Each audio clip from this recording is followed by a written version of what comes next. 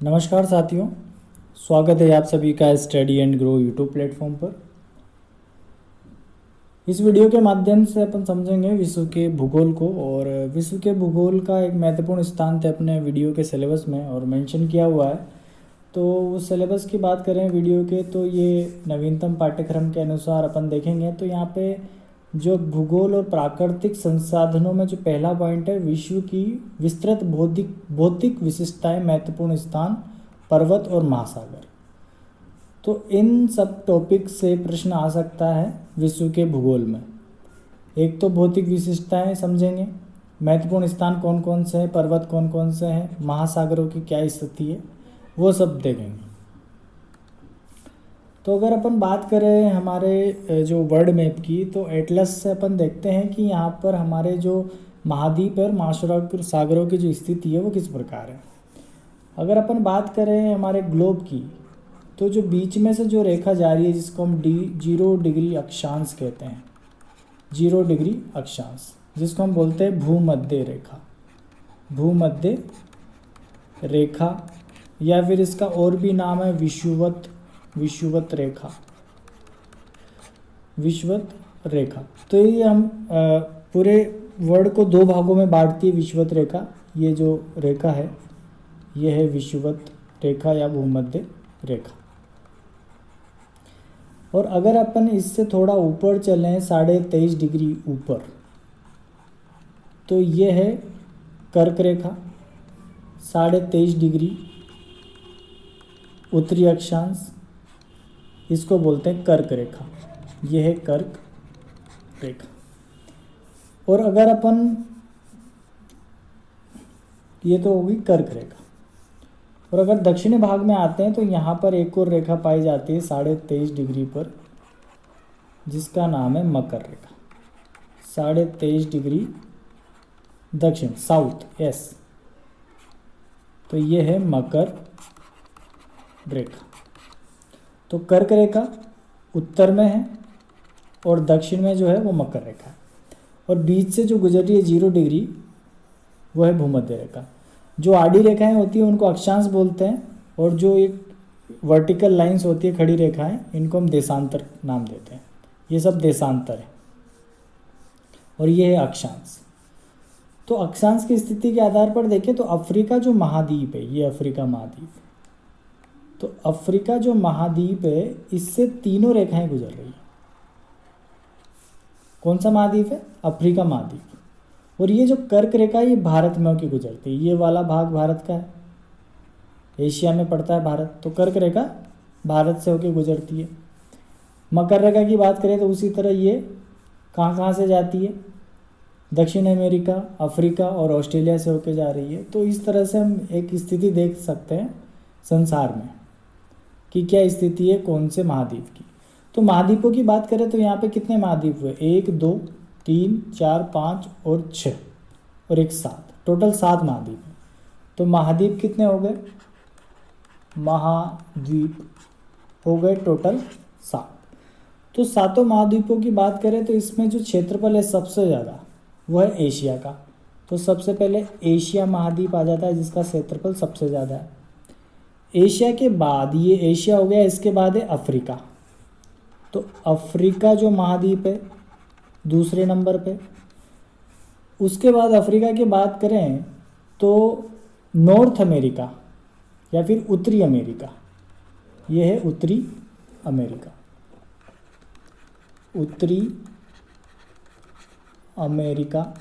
उसके बाद आ जाता है दक्षिणी अमेरिका, दक्षिणी अमेरिका। उत्तरी अमेरिका हो गया, दक्षिण अमेरिका हो गया। उसके बाद अगला महाद्वीप आ जाता है क्षेत्रफल के आधार पर अंटार्कटिका, अंटार्कटिका। अंटार्कटिका के बाद यूरोप, और यूरोप के बाद लास्ट में ऑस्ट्रेलिया। तो पहले नंबर पे एशिया हो गया, दूसरे पे अफ्रीका, तीसरे पे नॉर्थ अमेरिका, फिर साउथ अमेरिका दिया दक्षिण अमेरिका, फिर उसके बाद आ जाता है अंटार्कटिका 5वें नंबर पे, 6ठे पे यूरोप, और सबसे छोटा महाद्वीप है ऑस्ट्रेलिया अंतिम 7वें स्थान पर। तो ये क्षेत्रफल के आधार पर महाद्वीपों को अपन ने बांटा और सबसे बड़ा है एशिया। और एशिया में भी बात करें तो जनसंख्या की बात करें एशिया में तो सबसे ज़्यादा जनसंख्या चाइना की है और चाइना के बाद इंडिया या फिर भारत की है। तो वर्ल्ड की सबसे ज़्यादा जनसंख्या भी एशिया में ही पाई जाती है, क्योंकि दो बहुत ही ज़्यादा जनसंख्या घनत्व वाले यहाँ पे क्षेत्र हैं, एक तो चाइना और दूसरा भारत। तो ये तो महाद्वीपों की बात हो गई। उसी तरह महासागरों को देखें, महासागरों की बात हम करें तो यहाँ पे देखो ये पैसिफिक ओशियन मतलब प्रशांत महासागर है, ये है प्रशांत महासागर,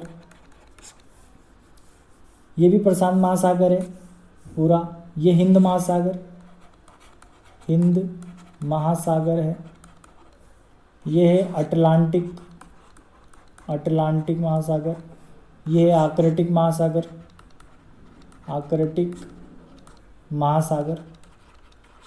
उसी तरह यहाँ पे ये है दक्षिणी महासागर, या फिर इसको अंटार्कटिक महासागर भी कह सकते हैं, अंटार्कटिक महासागर, क्योंकि जो अंटार्कटिका वाला क्षेत्र है, अंटार्कटिका महाद्वीप वाला क्षेत्र, उधर ये है महासागर, तो इसको अंटार्कटिक महासागर भी कह सकते हैं। अगर इसके स्थिति की बात करें तो इसमें सबसे बड़ा पहले नंबर पे आ जाता है प्रशांत महासागर। सबसे बड़ा महासागर कौन सा हो गया? प्रशांत महासागर हो गया। और प्रशांत महासागर के बाद हम बात करें तो अटलांटिक, दूसरा हो गया अटलांटिक महासागर। ये प्रशांत महासागर सबसे बड़ा है, और फिर अटलांटिक महासागर की बात करें तो ये पूरा अटलांटिक महासागर, ये पूरा जो क्षेत्र है, ये किस तरह की आकृति बन रही? एस की तरह आकृति बन रही है, तो इसको एस आकार का महासागर भी बोलते हैं। एस आकार का जो आकृति है, एस आकृति, वो अटलांटिक महासागर की है। उसके बाद तीसरे नंबर पे बात करें तो वो आ जाता है हिंद महासागर, जो प्रायद्वीपीय भारत है उसके नीचे वाला भाग हिंद महासागर जो है वो तीसरे नंबर पे आ जाता है। उसके बाद जो फोर्थ नंबर है वो अंटार्कटिक महासागर, और अंत में जो सबसे कम क्षेत्रफल है वो आर्कटिक महासागर का है, आर्कटिक महासागर जो ध्रुव है, ये ध्रुवीय महासागर भी इसको कहते हैं। तो प्रशांत महासागर सबसे बड़ा, ये पूरा एक हमारी धरती गोल है, एक तो गोल नहीं है, एकदम ओवल शेप में अंडे की आकृति की है। तो ये जो पूरा गोल क्षेत्र है, तो इधर ये प्रशांत महासागर यहाँ तक आया हुआ है, ठीक है। और उसके बाद अटलांटिक महासागर जो अमेरिका है और यूरोप और अफ्रीका के बीच का जो क्षेत्र है वो अटलांटिक महासागर है। प्रायद्वीपीय भारत के नीचे हिंद महासागर, और ऊपर बात करें तो ध्रुव पे आर्कटिक महासागर और एक तरफ अटलांटिक महासागर। तो महाद्वीपों की बात करें तो सबसे बड़ा महाद्वीप एशिया है और सबसे बड़ा महासागर प्रशांत महासागर। प्रशांत महासागर को रिंग ऑफ फायर भी बोलते हैं। क्या बोलते हैं इसको? Ring of fire. Ring of fire क्यों कहते हैं प्रशांत महासागर को? क्योंकि प्रशांत महासागर के जो आसपास का क्षेत्र, जैसे जापान वाला क्षेत्र है, यहाँ पे ये बहुत सारे द्वीपीय जो जगह है, तो ये जापान वाले क्षेत्र में यहाँ पर क्या है, ज्वालामुखी विस्फोट काफ़ी ज़्यादा होता है। तो यहाँ पे ऐसा प्रतीत होता है कि आग निकल रही है, तो आग का एक रिंग बनती हुई दिखाई देती है, इसलिए इसको प्रशांत महासागर को रिंग ऑफ फायर भी बोलते हैं।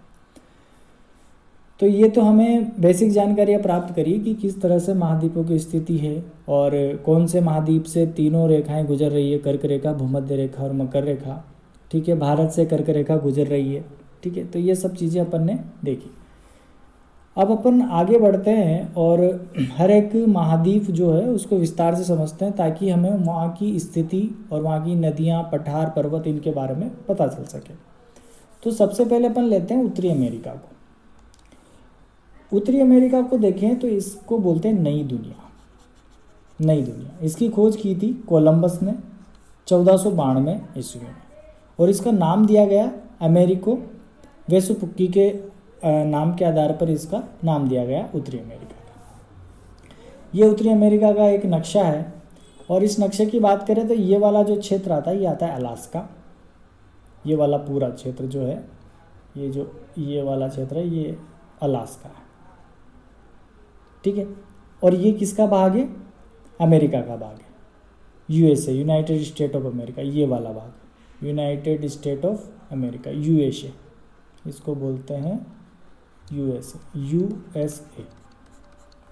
और ये जो अलास्का वाला भाग है, अलास्का, ये भी यूएसए का ही भाग है, अलास्का, और ये यूएसए, संयुक्त राज्य अमेरिका जिसको हम नाम देते हैं। और ये है कनाडा, ये पूरा कनाडा है। और कनाडा के अगर बात करें तो ये है ग्रीनलैंड, ठीक है। नीचे आते हैं तो ये वाला क्षेत्र आ जाता है मैक्सिको, ये पूरा जो है ये यहाँ तक फैला हुआ है मैक्सिको, ये है मैक्सिको, ठीक है, ये है मैक्सिको। और ये वाला जो क्षेत्र है, ये जो पूरा मैक्सिको है, तो ये वाला क्षेत्र हो गया एक खाड़ी प्रदेश। खाड़ी प्रदेश क्या होता है कि ऐसा जलीय क्षेत्र, जैसे ये जलीय क्षेत्र है और इस जलीय क्षेत्र के आसपास धरती है, तो ये जो जगह बची है ये खाड़ी, इसको बोलते हैं खाड़ी। क्या बोलते हैं इसको? खाड़ी। तो ऐसा कोई भी क्षेत्र, जलीय क्षेत्र जो आसपास धरती से घिरा हुआ हो, उसको खाड़ी बोलते हैं। तो ये मैक्सिको की खाड़ी है। और उसी तरह ये कैलिफोर्निया की खाड़ी है, यहाँ पर ये कैलिफोर्निया की खाड़ी। तो ये मैक्सिको की खाड़ी, ये कैलिफोर्निया की खाड़ी।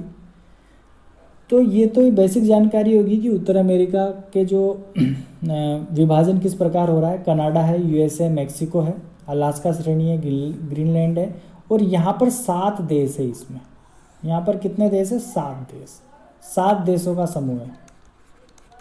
इसको बोलते हैं मध्य अमेरिका। और ये 7 देश किस प्रकार से हैं? अगर मैं इसको यहाँ पे बनाऊँ तो इस तरह से ये 7 देश, ये जो छोटा सा भाग है 1 2 3 4 5 6 7, तो इसको मैं विभाजित करूँ तो इस तरह से यहाँ पे कुछ देश हैं, इस तरह से। तो एक यहाँ पे एक ग्वाटेमाला, ये ग्वाटेमाला, और इसी तरह यहाँ पर है बेलीज हो गया। यहाँ पर है होंडुरास,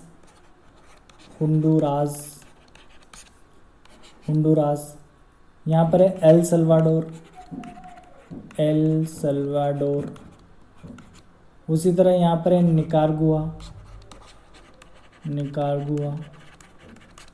यहाँ पर है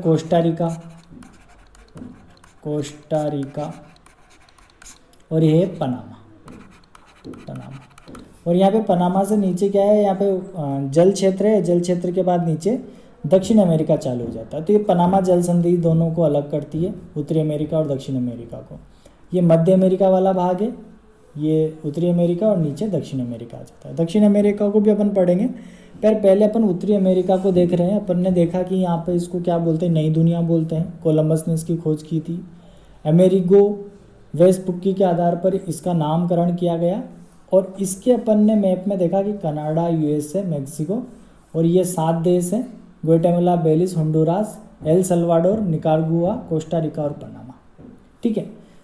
उस तरह से अगर अपन इसमें देखें तो यहाँ पर कुछ महत्वपूर्ण पर्वत श्रेणियाँ हैं। कौन कौन सी पर्वत श्रेणियाँ हैं वो देखते हैं।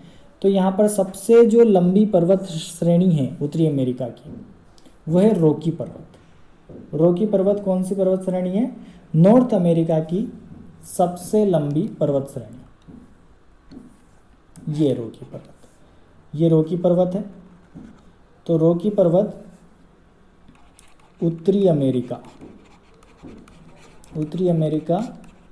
की सबसे लंबी पर्वत श्रेणी। किसकी बात अपन कर रहे हैं? रॉकी पर्वत की। तो ये रॉकी पर्वत है, और रॉकी पर्वत जो है उत्तरी अमेरिका की सबसे लंबी पर्वत श्रेणी है। ये तो उत्तरी अमेरिका की सबसे लंबी पर्वत श्रेणी हुई। अगर अपन पूरे वर्ल्ड में देखें, पूरे संसार में, तो सबसे लंबी पर्वत श्रेणी है एंडीज, सबसे 1 नंबर पे आती है। दूसरी बात आती है रॉकी की। तो रॉकी पूरे संसार में दूसरे नंबर पर है, और उत्तरी अमेरिका में पहले नंबर पर। तो सबसे बड़ी एंडीज है जो दक्षिण अमेरिका में है, इसको अपन देखेंगे जब दक्षिण अमेरिका पढ़ेंगे। तो एंडीज सबसे नंबर पे है, सबसे लंबी पर्वत श्रेणी पूरे संसार में। रॉकी दूसरे नंबर पे। तीसरे नंबर पे बात करें तो हिमालय है, हिमालय। और चौथे नंबर पे जो है वो है great dividing range, great dividing range. Great dividing range Australia में है, हिमालय एशिया में है। और रॉकी की बात करें तो ये है उत्तरी अमेरिका में, जो कि संसार में दूसरे नंबर पर है सबसे लंबी पर्वत श्रेणियों में। अब रॉकी पर्वत जो है इसकी सबसे ऊंची चोटी है माउंट एल्बर्ट। रॉकी पर्वत की सबसे ऊंची चोटी है माउंट एल्बर्ट। और रॉकी पर्वत सबसे लंबी पर्वत श्रृंखला है नॉर्थ अमेरिका की या उत्तरी अमेरिका की। तो ये तो रॉकी पर्वत की बात हुई। एक और पर्वत आता है जो यूएस है, संयुक्त राज्य अमेरिका के पूर्वी भाग में है, और इसका नाम है अपलेशियन पर्वत। अपलेशियन पर्वत की सबसे ऊंची चोटी है मिसेल। क्या नाम है? मिसेल। अपलेशियन पर्वत की सबसे ऊंची चोटी मिसेल है। रॉकी पर्वत की सबसे ऊंची चोटी है माउंट एल्बर्ट। आगे बढ़ते हैं, आगे और देखें तो ये अलास्का वाला जो क्षेत्र है, जो संयुक्त राज्य अमेरिका का भाग है अलास्का, उसमें एक अलास्का श्रेणी है, अलास्का पर्वत श्रेणी है। और अलास्का पर्वत श्रेणी की सबसे ऊंची चोटी है माउंट मैकिनले। क्या नाम है? Mount McKinley. और माउंट मैकिनले जो है अलास्का श्रेणी की सबसे ऊंची चोटी है। तो माउंट मैकिनले के बारे में एक बात हमको और ध्यान रखनी है कि माउंट मैकिनले जो है, माउंट मैकिनले, माउंट मैकिनले ये पूरे उत्तरी अमेरिका महाद्वीप की, उत्तरी अमेरिका की सबसे ऊंची चोटी है। माउंट मैकिनले पूरे उत्तरी अमेरिका की सबसे ऊंची चोटी है माउंट मैकिनले, जो कौन सी श्रेणी में? अलास्का श्रेणी में। किसका भाग है? संयुक्त राज्य अमेरिका का। उसके बाद अपन देखें तो एक और पर्वत श्रेणी है सिएरा नेवेदा पर्वत श्रेणी, जो यूएसए में है। और विटिनी जो है इसकी सबसे ऊंची चोटी है। किसकी? सिएरा नेवेदा पर्वत श्रेणी की। तो अपन ने 4 पर्वत श्रेणियां देखी, रॉकी पर्वत, अपलेशियन पर्वत, अलास्का पर्वत और सिएरा नेवेदा पर्वत, और चारों की सबसे ऊंची चोटियां देखी। उनमें से माउंट मैकिनले सबसे ऊंची है और पूरे उत्तरी अमेरिका की सबसे ऊंची चोटी भी यही है। उसके बाद बात करें ग्रेट बेसिन पठार की। ग्रेट बेसिन पठार जो है ये एक पठार है जिसका नाम है ग्रेट बेसिन, और ये पाया जाता है सिएरा नेवेदा पर्वत श्रेणी और रॉकी पर्वत श्रेणी के बीच में। और कहाँ पर पाया जाता है? संयुक्त राज्य अमेरिका में। उसी तरह कोलोराडो पठार भी यहाँ पाया जाता है। ये मेक्सिको और यूएसए दोनों में फैला हुआ है, उत्तरी संयुक्त राज्य अमेरिका और मेक्सिको, यहाँ पर ये है कोलोराडो पठार। तो ये कुछ महत्वपूर्ण पर्वत श्रेणियां हैं उत्तरी अमेरिका, जिसमें रॉकी पर्वत संसार में दूसरे नंबर पर सबसे लंबी पर्वत श्रेणी है। उसके बाद बात करें यहाँ की नदियों की, तो यहाँ पे नदियों में बात करें तो जो सबसे पहली नदी है उसका नाम है यूकान नदी। क्या नाम आ जाता है? यूकान नदी। इस नदी का नाम है यूकान नदी, यूकान नदी। अब यूकान नदी की खास बात क्या है कि ये जो नदी है इसका उद्गम यहाँ से होता है मैकेंजी पर्वत श्रेणी से। यहाँ पे एक पर्वत श्रेणी है मैकेंजी पर्वत, मैकेंजी पर्वत श्रेणी, वहाँ से इसका उद्गम होता है और ये बेरिंग सागर तक जाती है। ये अलास्का वाला प्रदेश है उत्तरी अमेरिका का, और यहाँ पे बेरिंग सागर है जहाँ तक ये यूकान नदी जाती है। तो एक नदी तो हो गई यूकान नदी। अब यहाँ पे बेरिंग सागर है तो यहाँ पर एक जल संधि भी है, जल संधि, क्योंकि इसके जल का बंटवारा होगा। क्योंकि इधर बात करें तो इधर रशिया चालू हो जाता है, यहाँ से रूस, तो रूस और उत्तरी अमेरिका के बीच में एक जल संधि है। उस जल संधि का नाम है बेरिंग जल संधि, बेरिंग जल संधि। और अपन बात कर रहे थे यूकान नदी की, तो यूकान नदी अपना जल कहाँ पे ले जाती है, बेरिंग सागर में ले जाती है।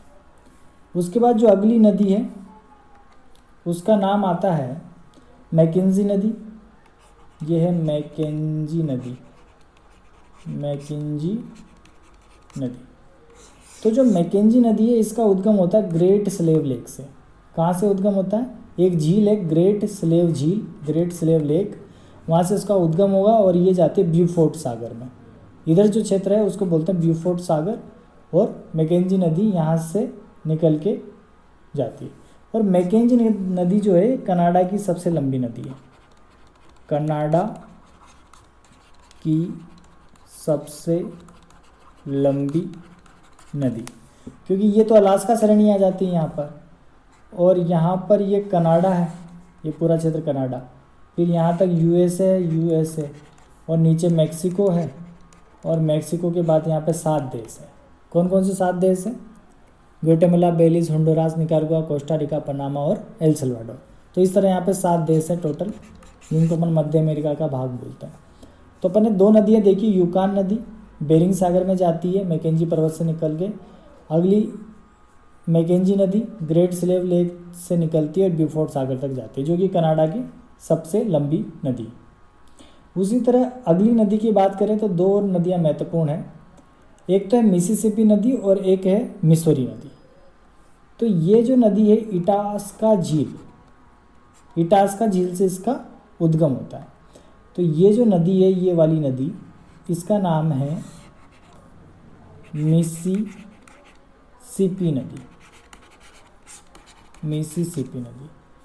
क्या नाम है, मिसिसिपी नदी। और ये उत्तरी अमेरिका की सबसे बड़ी नदी, उत्तरी अमेरिका की सबसे लंबी नदी। उत्तरी अमेरिका की सबसे लंबी नदी कौन सी है, मिसिसिपी नदी। कहाँ से इसका उद्गम होता है, इटास्का झील से, और कहाँ पे जाके गिरती है, खाड़ी प्रदेश से। ये ध्यान से देखो, यहाँ पे जल वाला क्षेत्र है और आसपास धरती है, तो इसको क्या बोलेंगे, खाड़ी। और क्षेत्र कौन सा, मैक्सिको, तो इसको बोलेंगे मैक्सिको की खाड़ी। तो ये है मैक्सिको की खाड़ी। तो इटास्का झील से निकलती है मिसिसिपी नदी, और जो कि उत्तरी अमेरिका की सबसे लंबी नदी है, और कहाँ पे जाके गिरती है, मैक्सिको की खाड़ी में। और इसके साथ ही एक और नदी इसमें आके मिलती है, मिसौरी। यह है मिसौरी, मिसौरी नदी। तो मिसौरी नदी इसमें आकर मिलती है, और मिसौरी नदी का जो उद्गम होता है ये रॉकी पर्वत से होता है। अपन ने बात करी थी अभी रॉकी पर्वत, जो कि संसार में दूसरी सबसे लंबी पर्वत श्रेणी और उत्तरी अमेरिका की सबसे बड़ी पर्वत श्रेणी है। तो रॉकी पर्वत से मिसौरी का उद्गम होता है, और किस पे आके मिलते हैं, मिसिसिपी। और मिसिसिपी यहाँ आकर एक डेल्टा का निर्माण करती है, यहाँ पर एक डेल्टा बनाती है। यहाँ पर किसका निर्माण किया इसने, एक डेल्टा का निर्माण किया, ये डेल्टा, डेल्टा। तो ये जो डेल्टा, इसकी एक खास बात है, ये पक्षी के जो पंजा होता है उसके आकार का डेल्टा होता है। तो इसको बोलते हैं bird foot delta, bird foot delta. मतलब बर्ड जो पक्षी है उसके फुट के आकार का डेल्टा होता है। कौन सी नदी निर्माण करती है, मिसिसिपी नदी। तो मिसिसिपी नदी के द्वारा बर्ड फुट के आकार का डेल्टा का निर्माण किया जाता है मैक्सिको की खाड़ी में, जिसकी सहायक नदी कौन सी, मिसौरी नदी।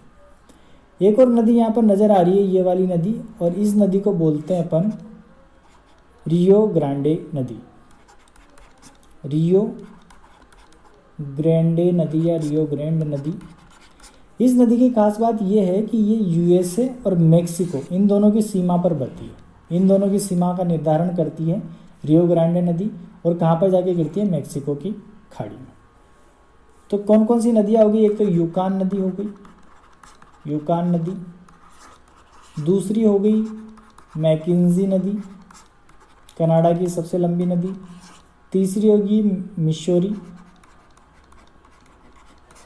वो मिसिसिपी, दोनों एक, मिसिसिपी की सहायक नदी है मिसौरी।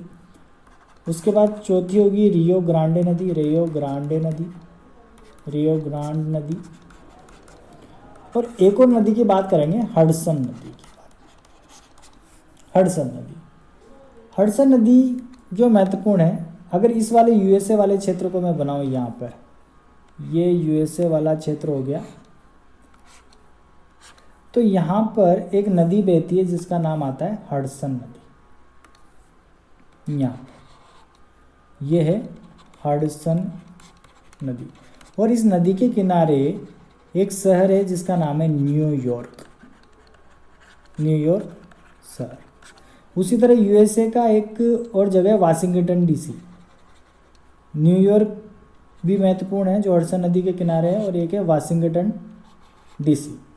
तो वो एक नदी के किनारे है जिसका नाम है पोटोमेक नदी, पोटोमेक नदी। तो पोटोमेक नदी के किनारे तो कौन सा क्षेत्र है? पोटोमेक नदी के किनारे हैं यहाँ पे वाशिंगटन डीसी, और न्यूयॉर्क शहर है हडसन नदी के किनारे। तो इस तरह से इन सब चीज़ों को ध्यान रखना। उसके बाद बात करें तो यहाँ पे हडसन नदी की बात कर ली अपन ने, पोटोमेक नदी की बात कर ली, रियो ग्रांडे, मिसिसिपी, मिसौरी होगी, और यहाँ पे मैकेंजी नदी हो गई, यूकॉन नदी। तो मिसिसिपी मिसौरी जो नदी है, नदियों वाला क्षेत्र है, यहाँ पर बहुत सारी और भी नदियाँ बहती है, जैसे कोलोराडो नदी। कोलोराडो नदी यहाँ से बहती हुई आती है, और यहाँ पर ये जो खाड़ी वाला क्षेत्र है, कैलिफोर्निया की खाड़ी यहाँ पर जाके गिरती है। ये भी रॉकी पर्वत से या कोलोराडो के पठार से आती है, कोलोराडो नदी यहाँ पर, ठीक है। तो वो इतनी महत्वपूर्ण नहीं है, पर ध्यान रख सकते हैं कि कोलोराडो नदी भी उत्तरी अमेरिका में बहती है, ठीक है। तो रियो ग्रांड नदी होगी, और इटावास्का झील से कौन सी नदी निकलती है? मिसिसिपी नदी। और मिसिसिपी नदी जो कि सबसे लंबी नदी। मिसिसिपी नदी की एक और सहायक नदी है टेनेसी। एक और सहायक नदी की बात करें तो टेनेसी। टेनेसी नदी की महत्वपूर्ण इसलिए है क्योंकि टेनेसी नदी पर एक परियोजना बनाई गई थी, और परियोजना उसी के आधारभूत जो हमारे भारत में दामोदर घाटी परियोजना, वो उसी से वहाँ से ही समझ के दामोदर घाटी परियोजना का विकास हुआ था। तो इसलिए ये टेनेसी नदी में महत्वपूर्ण है। प्रश्न आ जाता है कि टेनेसी नदी किसकी सहायक नदी है? तो मिसिसिपी नदी की सहायक नदी है, जो कि उत्तरी अमेरिका की सबसे लंबी नदी है, मिसिसिपी नदी। और इसकी सबसे बड़ी सहायक नदी है मिसौरी, जो कहाँ से आती है? रॉकी पर्वत से आती है, जो इसमें आके मिलती है। तो इस तरह से अपन ने देखा कि कौन कौन सी नदियों वाला क्षेत्र है। तो अपन ने क्या क्या चीज़ देखी आज? अपन ने देखा इसमें उत्तरी अमेरिका के पर्वत देख लिए, पठार देख लिए, और नदियों के बारे में हमने देखा, और साथ में अपन हडसन नदी की बात की कि इसके किनारे न्यूयॉर्क शहर है, और पोटोमेक नदी जो है इसके किनारे वाशिंगटन डीसी, वाशिंगटन डीसी शहर जो है वो इसके किनारे। और भी बहुत सारी चीज़ें उत्तरी अमेरिका में, जैसे फॉल लाइन टाउन्स है, ठीक है। फॉल लाइन टाउन्स के बाद कौन कौन से यहाँ पे औद्योगिक क्षेत्र है, उन सब की बातें भी अपन अगले वीडियो में करेंगे। तो ये 2 वीडियो में अपना लेक्चर हो जाएगा, कौन सा? नॉर्थ अमेरिका वाला। उसके बाद एक वीडियो में अपन दक्षिण अमेरिका कर लेंगे, और दक्षिण अमेरिका के बाद अफ्रीका वगैरह भी देखेंगे। तो धन्यवाद साथियों, वीडियो को लाइक शेयर ज़रूर करें, और कमेंट करें कि आगे कौन कौन सी और वीडियो अपन बना सकते हैं इस पर। तो ये सब चीज़ें जो अपना सिलेबस मेंशन किया हुआ है वीडियो के पेपर में, भौतिक विशेषताएं, महत्वपूर्ण स्थान, पर्वत और महासागर, इन सब के बारे में अपन देख रहे हैं। तो इन्हीं टॉपिक वाइज अपन देखेंगे। अपन ने पर्वत देखे, और महत्वपूर्ण स्थानों में कौन कौन सी नदी के किनारे कौन कौन से क्षेत्र है। भौतिक विशेषता में उसकी विशेषताएं देखी कि Canada, Alaska, USA, Mexico, Greenland वाला भाग, और 7 देश जो हैं उन सब के बारे में बात की। तो धीरे धीरे इसको कंप्लीट करेंगे तो हमारा ये विश्व वाला जो पोर्शन है कंप्लीट हो जाएगा। तो धन्यवाद साथियों।